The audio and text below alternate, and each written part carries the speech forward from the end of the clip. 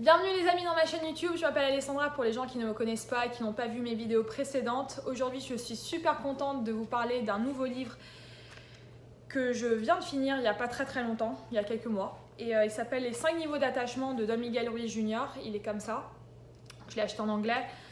Mais je mettrai certainement le lien en dessous de la vidéo pour vous le trouver sur Amazon. Il est en format Kindle et en livre de poche. Moi je préfère les livres de poche sincèrement parce que j'ai l'impression que je prends du temps pour moi quand je me déconnecte du portable. Donc quand je lis sur mon portable, j'ai pas l'impression vraiment de me relaxer, de vraiment prendre du temps pour moi. J'ai l'impression d'être quand même connectée à mon portable même si je suis en train de lire. Donc voilà, mais ça c'est une opinion personnelle. En tout cas, aujourd'hui j'ai envie de vous parler de l'attachement. C'est quoi l'attachement? Je ne vais pas rentrer trop dans les détails parce que le livre l'explique plutôt bien, mais c'est quand on est attaché, il y a un lien positif ou négatif à des situations, des idées, des pensées, des objets, des personnes. Et aujourd'hui, j'ai envie de parler à quel point c'est important de pouvoir se détacher de ces choses-là qui peuvent être nocives. C'est important d'avoir de l'attachement, mais je pense que c'est important d'être conscient quand on est trop attaché à quelque chose. Mais bon, le livre expliquera plus. En tout cas, moi, ce qui m'a vraiment marqué de ce livre, c'était en fait à quel point parfois on devient des pensées, des idées culturelles même qui sont diffusées dans la société d'aujourd'hui. C'est qu'on vraiment devient ce que les autres disent parce on arrive à nous auto-convaincre de choses qui ne sont pas vraies en fait, qui ne sont pas la réalité. Et malheureusement, c'est l'ego qui fait ça, qui crée une image qui ne correspond pas à la réalité. Donc c'est important de pouvoir de se dissocier un peu et de prendre du recul et voir les choses telles qu'elles sont. Donc je ne sais pas si c'est clair, en tout cas je vais faire de mon mieux, mais l'ego crée une image. J'en ai parlé dans mon autre vidéo sur la maîtrise de l'amour de Don Miguel Ruiz, d'ailleurs je vous le conseille aussi de le lire parce qu'il est incroyable. Et l'ego en fait crée une image de comment les choses devraient être, et après nous, malheureusement, si on n'est pas conscient de ça, que l'ego fait ça, on essaye de coller cette image que l'ego a créée à la réalité. Et quand ça ne correspond pas à la réalité, on est en souffrance parce qu'on est déçu. On ne s'y attendait pas, on s'attendait à quelque chose d'autre. Et quand on est trop attaché à cette image qu'on s'est créée, la souffrance, elle est encore plus grande. Donc c'est important justement de pouvoir se détacher de choses, de situations, d'idées négatives ou simplement d'idées qui ne correspondent pas à la réalité en fait.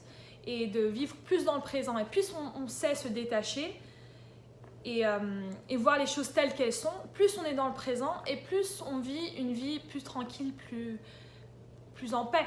Parce que du coup, on n'est pas en train de juger de comment les choses devraient être, mais juste voir les choses telles qu'elles sont.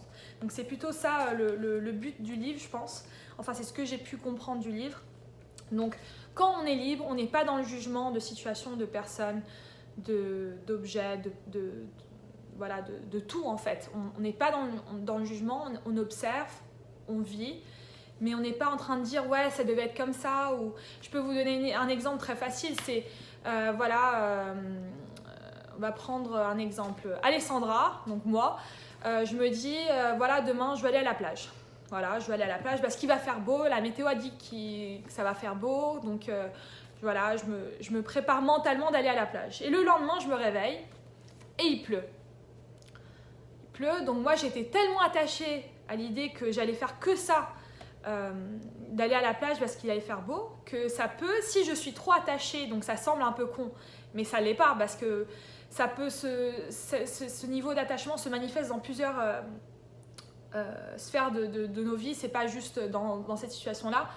Mais si je suis trop attachée à l'idée d'aller à la plage et que je reste attachée à ça, ça peut bousiller toute une journée, ça peut me mettre de mauvaise humeur. Donc c'est important de vraiment prendre du recul, avoir de la gratitude pour ce qu'on vit et voir vraiment les choses telles qu'elles sont au lieu d'interpréter, de coller des images qui ne correspondent pas. Un autre exemple de l'attachement, c'est quand l'ego, par exemple, crée une idée de comment une personne devrait être et de comment elle devrait agir selon nos critères, selon nos besoins, au lieu de juste voir la personne comme elle est en face de nous et de l'accepter telle comme elle est. C'est pour ça que dans la maîtrise de l'amour, je parle de nous accepter telle comme nous sommes, parce que du coup, plus on s'accepte et moins on se juge, moins on le fera avec les autres.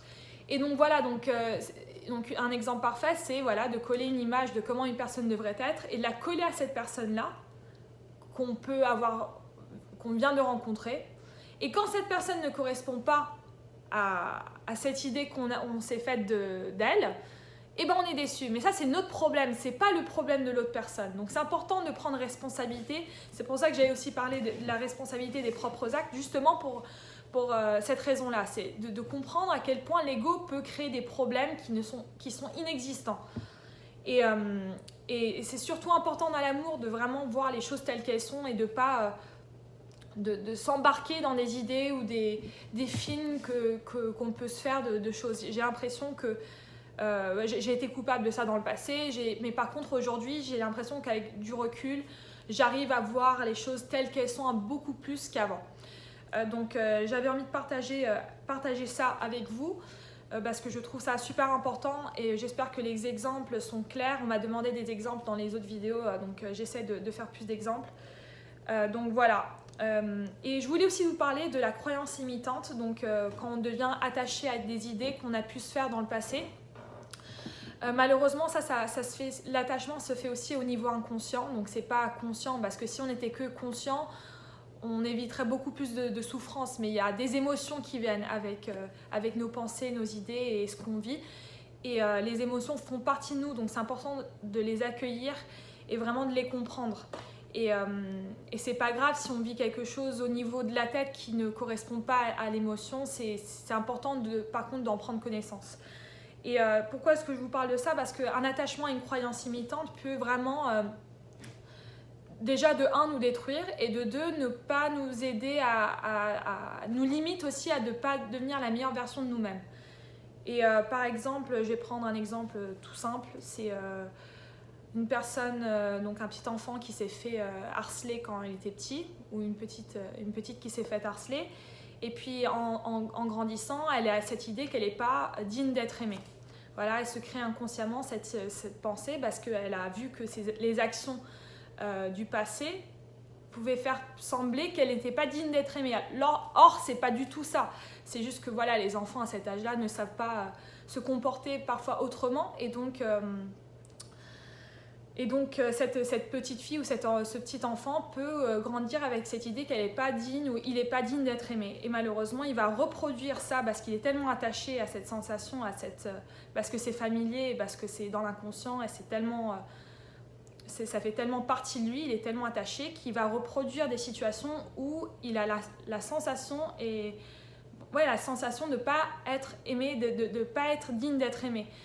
Et donc c'est pour ça c'est important de revisiter les traumatismes du passé, de s'en défaire, de même peut-être être accompagné d'un coach ou d'un coach professionnel ou d'un psy, parce que ça nous aide vraiment à s'en libérer, faire la paix avec notre passé, avec nos traumatismes du passé pour avoir une meilleure vie dans le présent. Donc voilà, j'espère que ça a du sens ce que je dis. En tout cas, si vous avez des questions ou des commentaires ou des suggestions, tout simplement écrivez en dessous de la vidéo et je serai contente de répondre ou de clarifier s'il y a des choses que vous n'avez pas pu comprendre ou que vous voulez savoir, bref, un peu plus.